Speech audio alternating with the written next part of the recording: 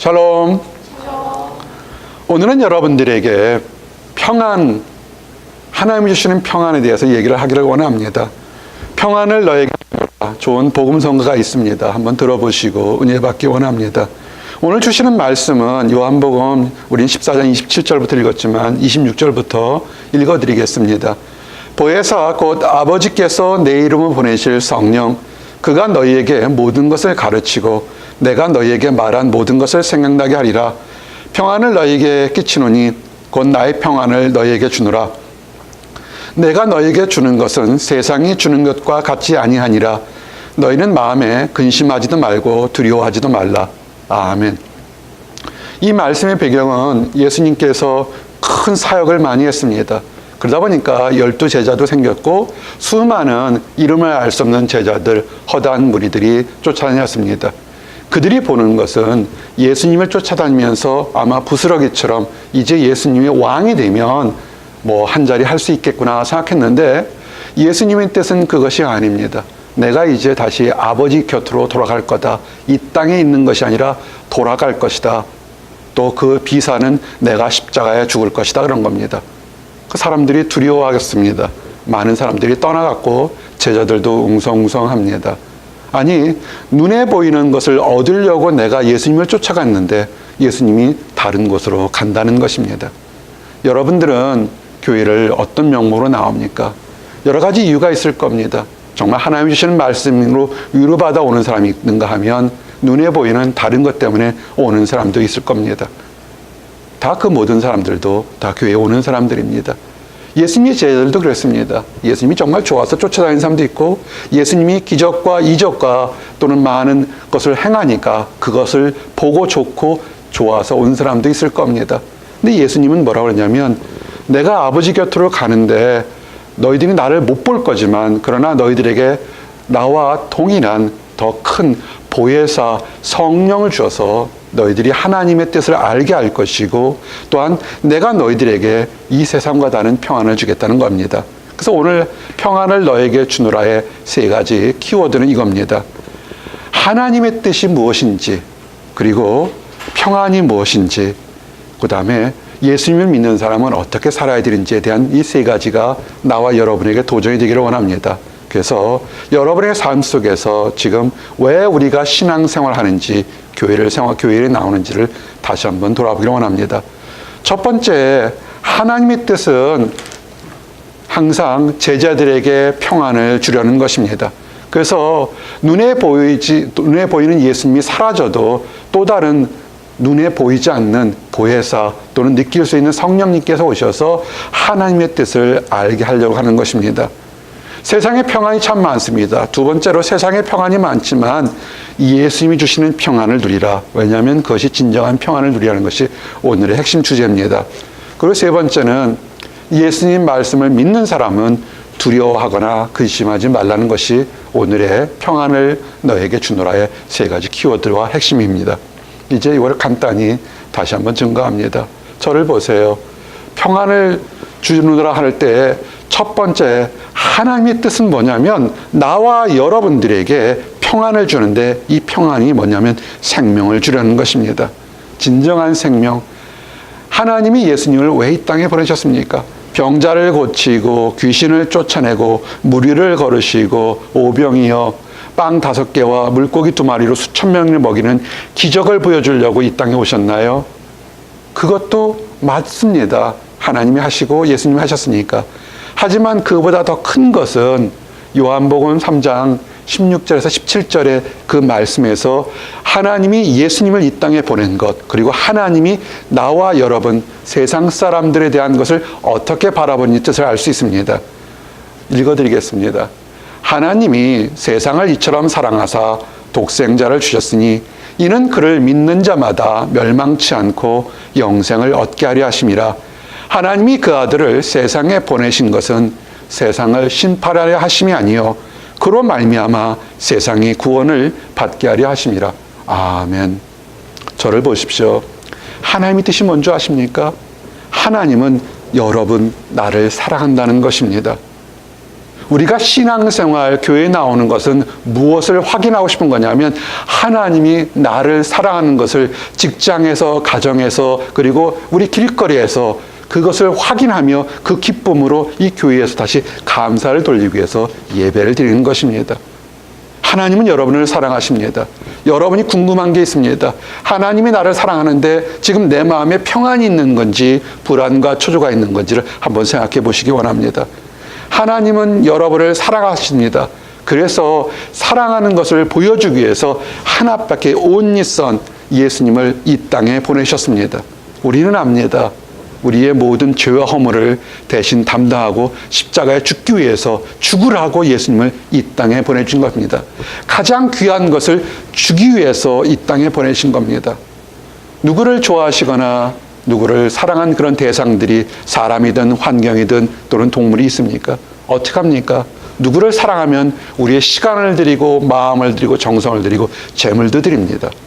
하나님은 이 세상에 어떤 재물보다 큰, 어떤 사랑보다 큰 예수님을 이 땅에 보내셨습니다. 이유가 뭘까요? 심판하는 것이 아니라 생명으로 인도하기 위한 것입니다. 우리가 신앙생활과 현대교회를 이렇게 돌아보면서 안타까운 것이 뭐냐면 우리의 교회나 말씀이나 이런 것들이 권면하고 사랑하고 회복하고 죄의 용서를 권해야 되지 무엇을 잘못했다, 무엇을 해야만 된다, 율법을 강조하려는 것은 아닌 것입니다. 하나님이 이 땅에 예수님을 보낸 것 자체가 책망하기 위해서, 멸망하기 위해서, 심판하기 위해서 온 것이 아니라 세상을 구원하고 세상을 생명을 주시게 하는 것을 여러분 믿으시기 바랍니다. 속지 마십시오. 아무리 그 건물이 화려하고 그 모임이 크다 할지라도 그곳에서 정죄하고 책망하고 율법으로 흘러간다면 그것은 하나님의 사랑을, 하나님의 뜻을 증거하는 것이 아닙니다.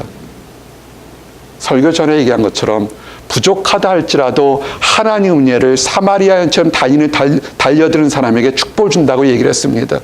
그 사람이 인격이 부족하고 그 사람이 학식이 부족하다 할지라도 하나님은 나 같은 사람도 사랑하는 것을 알고 달려드는 사람을 하나님은 기뻐한다고 했습니다. 하나님의 뜻 뭐냐면 생명, 평안을 주려는 것입니다. 이 평안을 주는데 어느 정도냐? 먹고 살 만큼이 아니라 풍성하게 차고 넘치게 주시는 것이 하나님의 뜻인 것입니다. 세상의 기쁨이요, 지금 월드컵 할 겁니다. 하지만 이겼다고 흥분하지만 시간 지나면 사라져요. 평생 동안 가지는 않을 겁니다.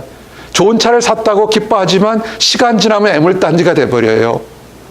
뭐든지 세상의 기쁨은 그 순간은 기쁘지만 길고 짧을 정도 차이지만 시간이 지나면 변하는 것이 있습니다.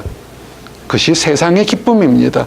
그러나 진정한 세월이 가도 더욱더 깊어지는 것은 뭐냐면 그것은 하나님의 사랑인 것입니다. 이것을 깨닫고 누리게 되면 어떠한 환경에서도 우리는 즐거워할 수 있습니다.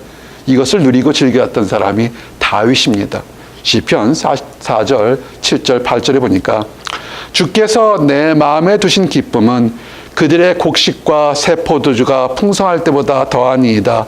내가 평안히 눕고 자기도 하리니 나를 안전히 살게 하시는 이는 오직 여호와이시니이다.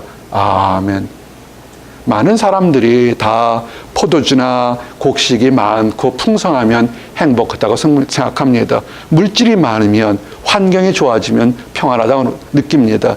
그러나 다윗은 어떻게 고백하냐면 내 마음에 주신 하나님의 평안이 그 모든 것보다 더욱더 기쁘다 그런 겁니다. 그 마음의 평안이 기쁘기 때문에 단잠을 잘 수 있다는 겁니다. 저를 보세요. 지난밤에 단잠을 잤습니까? 아니면 엎치락뒤치락 했습니까? 더웠어요. 사실은 엎치락뒤치락 할 것 같습니다. 오늘 새벽에 웬 새가 짹짹 울었네. 새가 아니에요. 그 청설모인데 뭐가 싸우는지 새벽 4시부터 너무 시끄러웠어요. 하지만 그래도 단잠을 잤습니다. 하나님이 여러분을 사랑한다는 사실이 단잠을 자기를 만들기 원합니다. 세상 사람들 중에서 착한 사람들이 있습니다. 정말 우리 이런 얘기 합니다. 아, 저 사람은 법 없이도 살 수 없는 사람, 착한 사람들이 있는데 문제는 그런 착한 사람들이 세상적으로 성공하거나 이렇게 많이 가지는 것에는 등남보다 처질 때도 참 많습니다. 신앙생활 잘하는 사람들이 있습니다. 열심히 섬기는데 과연 남보다 기도하는 것이 늦게 올 때도 있습니다. 그럼 저 사람은 바보인가? 저 사람은 무언가? 아닐 겁니다. 눈에 보이는 것을 가진 것이 전부가 평안이 아닙니다. 시편 37편의 37절을 보게 되면 온전한 사람을 살피고 정직한 자를 볼지어다 모든 화평한 자의 미래는 평안이로다. 아멘. 하나님이 주신 마음의 기쁨을 내 마음에 둔 사람은 평안한 사람입니다. 하나님의 기쁨을 내 마음에 둔 사람, 평안한 사람, 이런 사람에게 미래가 화평한 것입니다. 여러분, 세상을 많이 가진 것이 있는 것이 아니라 하나님이 주시는 기쁨이 내 마음에 있도록 노력하시기를 원합니다. 그래서 이 하나님이 주신 기쁨이 마음에 두게 되면 설사 재앙처럼 다가오는 여러 가지 일들이 있어도 하나님의 마음의 기쁨, 하나님이 주신 기쁨이 마음에 있기 때문에 그 보이는 재앙을 보는 것이 아니라 그 재앙을 주관하는 하나님의 뜻을 바라보게 됩니다. 예레미야서 29장 11절 13절 여호와의 말씀이니라 너희를 향한 나의 생각은 내가 아나니 평안이요 재앙이 아니니라 너희에게 미래와 희망을 주는 것이니라 너희가 내게 부르짖으며 내게 와서 기도하면 내가 너희들의 기도를 들을 것이요 너희가 온 마음으로 나를 구하면 나를 찾을 것이요 나를 만나리라. 아멘. 하나님의 뜻이 뭐라고 했습니까? 여러분에게 생명을 주고 기쁨을 주는 거라고 했습니다. 근데 우리 삶 속에 갑자기 재앙처럼 어려움이 다가오고 답답함이 다가오면 뜻이 다른 것, 맞지 않는 것처럼 보이지만 하나님 주신 마음의 기쁨을 내 마음에 두게 되면 아하, 지금 보이는 재앙은 이것은 하나님을 만나기 위한 또 다른 변장된 축복이라는 것을 발견하게 됩니다. 재앙이 아닙니다. 어려움이 아니고 외로움이 아니고 답답함이 아니라 하나님을 만나기 위한 변장된 축복이고 하나님이 나와 여러분에게 미래와 소망을 주는 것입니다. 어떻게 될까요? 여기 나오는 것처럼 너희는 내게 부르짖으며 내게 와서 기도하면 하나님께 부르짖으시고 하나님께 기도하십시오. 작은 목자에게도 여러분의 기도 제목을 하루에 수백 번씩 보내도 상관없습니다. 이것을 위해 기도해달라고 하기를 원합니다. 목회 이 보스턴에서 20년 가까이 하면서 수많은 청년들을 보게 됩니다. 겸손해서 1년에 한 번 기도 제목을 내는 사람도 있습니다. 근데 어떤 청년은 갈급하게 되면 시공을 초월해서 한국에서 미국에서 다른 곳에서 정말로 시도 때도 없이 간구하며 기도 제목을 보낼 때가 참으로 많습니다. 근데 놀랍게도 그럴 때마다 하나님은 그 청년의 기도를 듣는다는 것입니다. 어린아이처럼 목마른 아이들이 어떻게 합니까? 젖 먹이 어떻게 합니까?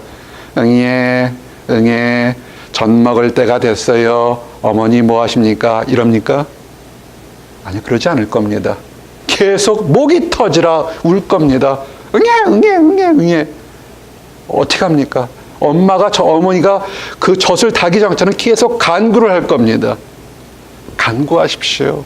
꼭 교회 나오지 않더라도 여러분이 있는 처소나 여러분이 있는 직장이나 어느 곳에든지 하나님은 다 계십니다. 간구하십시오. 너희가 온 마음으로 나를 찾고 찾으면 나를 만나리라. 하나님은 반드시 여러분을 만나게 될 겁니다.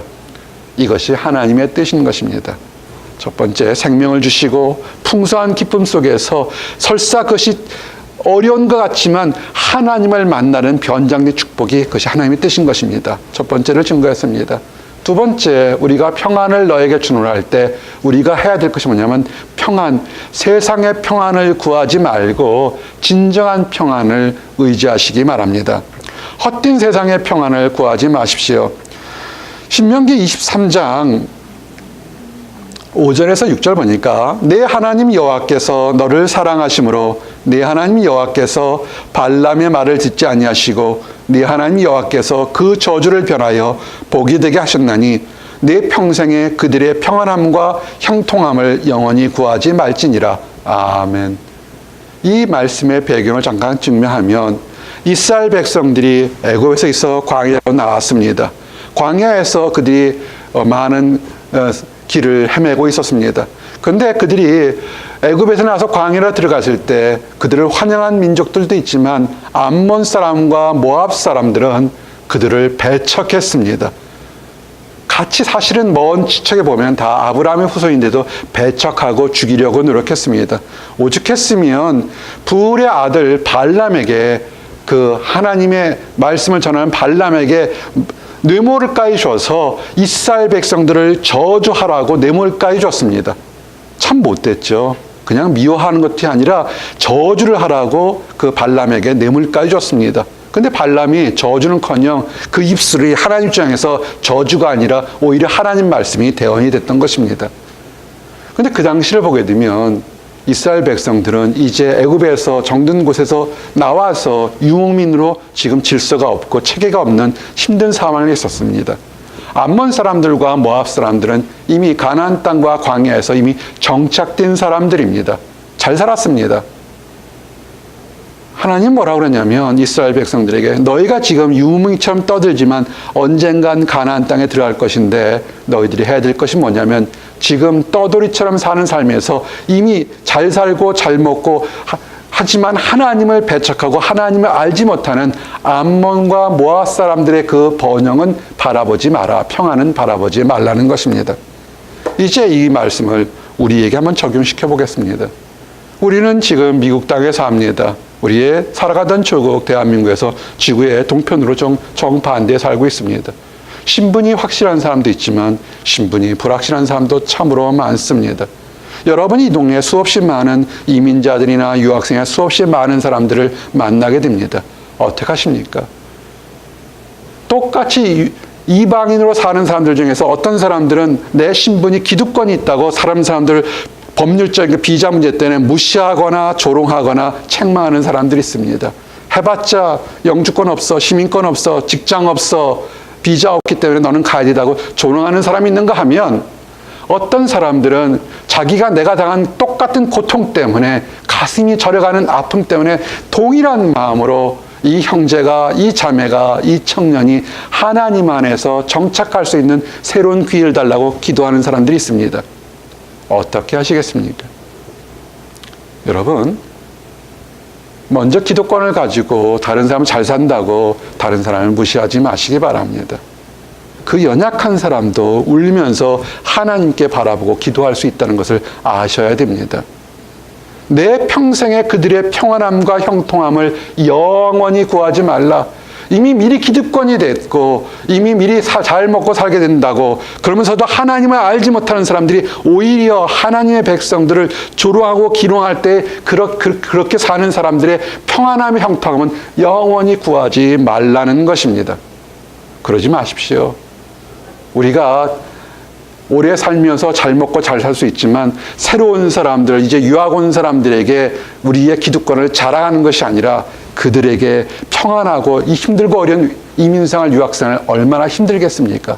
그들을 마치 애굽에서 갓 나온 이스라엘 백성처럼 평안함을 빌어주는 그런 하나님의 사람들이 되기를 원합니다. 첫 번째가 세상 것 의지하지 마십시오. 두 번째는 뭐냐면 세상에 수없이 많은 평안들이 있습니다. 집을 사고 차를 사고 결혼을 하고 또는 풀장을 사고 건물을 사고 수없이 많은 것이 있지만 다 그런 것들은 한시적인 것들입니다. 어쩌면 여러분의 삶에서 죽을 때까지도 그 평안이 유지될 수 있을지 모르겠습니다. 그러나 그것이 3대, 4대, 5대, 6대 가는지는 잘 모르겠습니다. 중요한 것은 뭐냐면 진정한 평안은 뭐냐면 예수님께 오라는 것입니다. 요한복음 14장 6절 말씀처럼 예수께서 이르시되 내가 곧 길이요 진리요 생명이니 나로 말미암지 않고는 아버지께로 올 자가 없느니라. 아멘. 여러분의 인생의 행복이나 평안이나 기쁨의 그 배경을 내가 지금 어제보다 오늘 예수님께 나아가고 있는지 예수님 말씀을 알고 있는지를 먼저 하시기 원합니다. 무엇을 이룬 것은 기쁠 겁니다.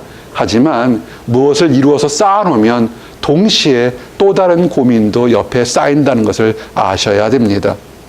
왜 예수님께 가시냐면 예수님만이 선한 목자이기 때문에 그렇습니다.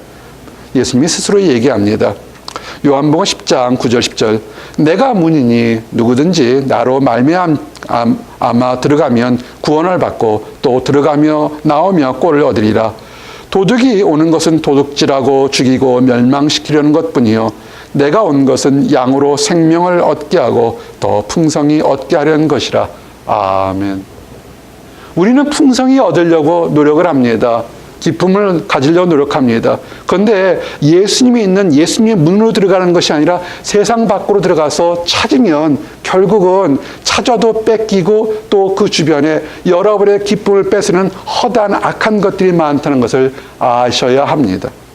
예수님께서 나는 양의 문이라 라고 얘기한 것처럼 예수님 안으로 예수님 안에서 생명의 기쁨을 맛보시기를 원합니다. 그리고 여러분이 이렇게 평안을 누리기 위해서 해야 될 것이 딱 하나 있습니다. 여러 가지 많은 것이 있지만 하나만 오늘 증거합니다. 그것이 뭐냐면 겸손입니다. 하나님 앞에서 낮아지십시오. 그리고 사람들 앞에서도 여러분의 눈빛과 마음을 겸손하게 하십시오. 성경에 보게 되면 한나라는 여인이 있었습니다. 결혼을 했습니다. 남편과 관계도 참 좋습니다. 근데 문제는 자녀가 없습니다. 자녀가 없으니까 지금부터 수천 년 얘기니까 남편이 또 다른 아내를 얻었습니다. 또 다른 아내에게는 자녀가 있습니다. 그래서 그 두 번째 부인이 이 첫 번째 부인은 한나를 핍박합니다. 자식들도 그 두 번째 부인의 자식들도 한나를 핍박합니다. 얼마나 마음이 힘들었겠습니까? 그 힘들고 어려울 때 그 답답함을 풀러가는 것이 뭐냐면 그것이 절기 때 가서 하나님 성전에 가서 그 예배 드릴 때 한나 가서 울면서 기도합니다. 얼마나 울면서 기도했는지 그 모습이 마치 술에 취한 여인, 실성한 여인처럼 이렇게 기도하고 있었습니다. 근데 그 당시에 대제사장은 하나님이 내시는 거예요. 다 부족하든 잘하든 하나님이 뜻이 있으니까 하나님 일을 하라고 사역자를 둔 겁니다. 근데 이렇게 보니까 엘리 제사장이 이렇게 보니까 대제사장이 보니까 한 여인이 그 대낮부터 술을 먹었는지 횡설수설을 하는 겁니다. 그래서 좀 물어봤어야 되는데 와서 책망부터 시작합니다. 사무엘상 보니까 엘리가 그에게 이르되 네가 언제까지 취하여 있겠느냐 포도주를 끓으라 하니 한나가 대답하여 이르되 내 주여 그렇지 아니하니이다. 나는 마음이 슬픈 여자라 포도주나 독주를 마시는 것이 아니요 여호와 앞에 내 심정을 토한 것 뿐이오니 당신의 여종을 악한 여자로 여기지 마옵소서. 내가 지금까지 말한 것은 나의 원통함과 격분됨이 많기 때문이라 하는지라. 엘리가 대답하여 이르되 평안히 가라. 이스라엘의 하나님이 내가 기도하여 구한 것을 허락하시기를 원하노라. 아멘. 여러분, 이 대화에서 우리가 도전받을 게 있습니다. 한나는 너무 마음이 힘들고 어려우니까 세상 사람들 자기 남편을 들볶거나 또 같이 두 번째 부인을 치고받고 싸우는 것이 아니라 여러분 힘들고 어려울 때 불평이 있으면 다른 곳에 하지 마십시오. 하나님께 하십시오.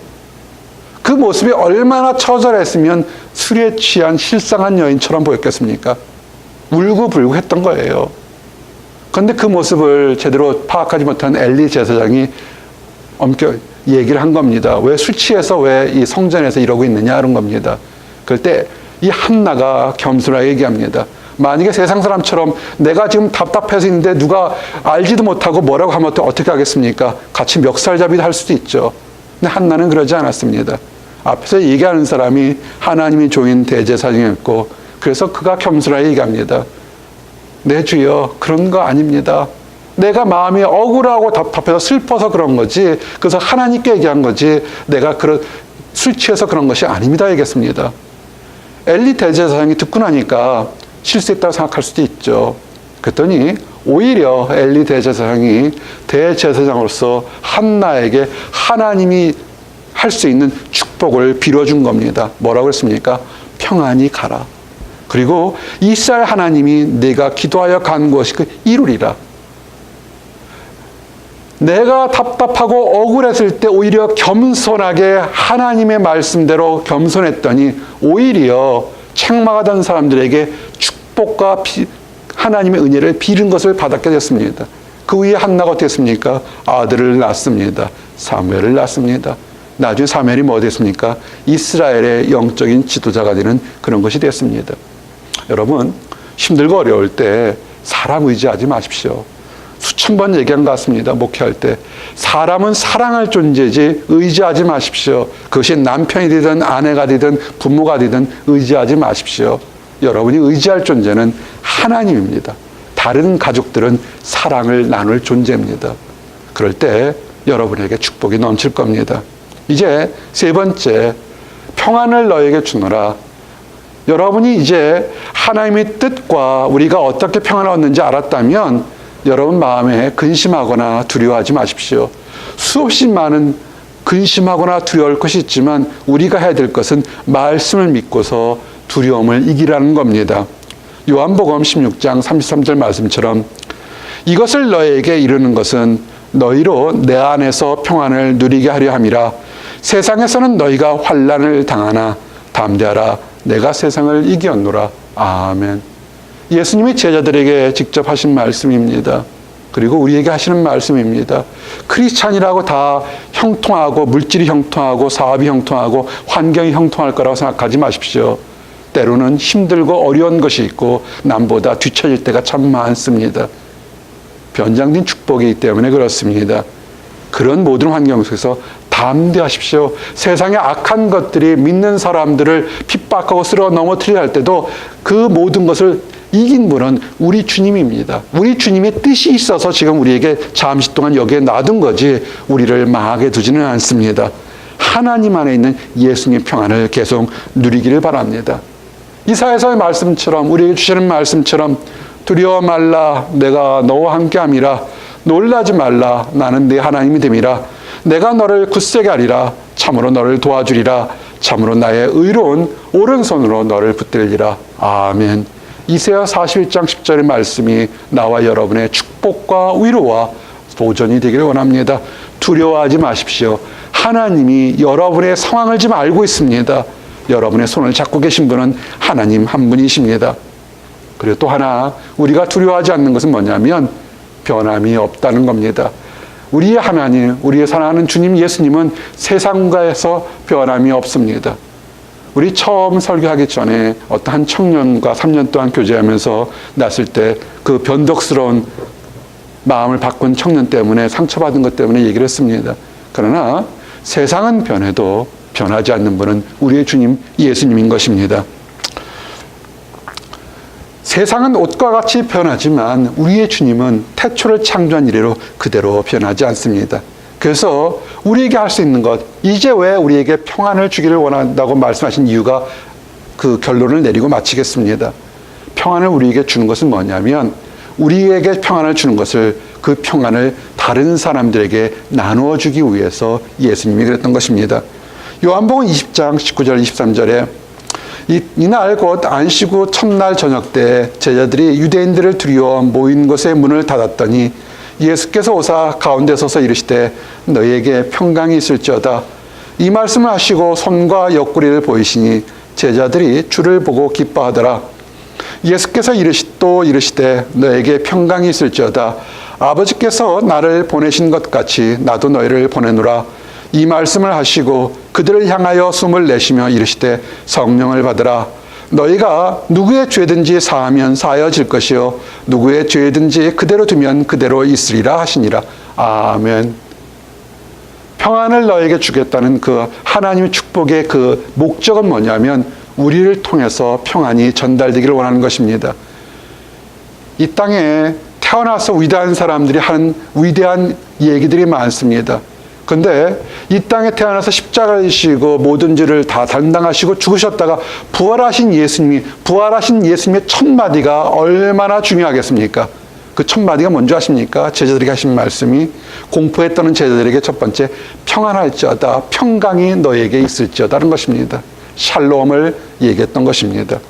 그러면서 또 두 번째에게도 너희에게 평강이 있을지어다. 한 번이 아니라 두 번을 그들이 예수님께 나타났을 때 환상을 보고 유령을 본다고 생각했을 때 그들의 손을 보여주고 옆구리를 보면서 내가 육체적으로 완벽하게 부활한 것을 보여주면서 내가 예전에 너희들과 함께 있을 때 했던 모든 약속이 이루어진 것을 보여주면서 평강이 있을지어다 그랬습니다. 그러면서 얘기하는 것이 뭐냐면 아버지가 나를 보내신 것 같이 나도 너희를 보내노라. 예수님이 우리에게 평안을 준 것처럼 우리도 세상 사람들에게 평안을 주겠다는 겁니다. 어떻게 주느냐면 아주 놀라운 말씀을 합니다. 두 가지가 있습니다. 숨을 내쉬며 성령을 받으라 그랬습니다. 창세 때 죄 때문에 하나님과의 단절된 것이 회복되는 것입니다. 사람을 흙으로 만들었고 거기에 하나님의 숨을 내쉬며 성령을 주었습니다. 우리 안에 있는 성령은 육신이 흙이나 흙이 아니라 하나님의 속성이 우리 안에 있는 것입니다. 그래서 하나님과 교제할 수 있었습니다. 근데 교제하지 못했던 것이 무엇일까요? 죄 때문에 갇혀서 하나님과 교제하지 못했습니다. 예수님께서 부활하셔서 숨을 후 내쉬면서 성령을 받으라는 건 뭐냐면, 이제 내가 너희들의 모든 죄를 사해 줬으니까 이제 하나님과 나와 교제할 수 있는 다른 그 연결점이 하나님의 그 교제가 이루어지기 시작했다는 것입니다. 성령을 받으셔야 됩니다. 이 말을 다른 말로 표현하면 하나님의 자녀가 되셨습니까? 구원 받으셨습니까? 하나님을 개인의 인격적으로 구세주로 모아 드셨습니까? 같은 얘기가 됩니다. 그 두 번째 우리가 할 것, 여러분이 하나님의 자녀라면 너희가 누구의 죄든지 사하면 사해질 것이요. 참 놀라운 말씀이 됩니다. 천주교에서는 신부가 성도들이 와서 얘기하면 예수 그리스도의 이름으로 죄를 사해 줍니다. 여러분이 죄를 사할 수 있나요? 우리는 죄를 사할 수가 없습니다. 어떻게 우리가 우리 안에도 죄 때문에 고민하는데 죄를 사할 수 있을까요?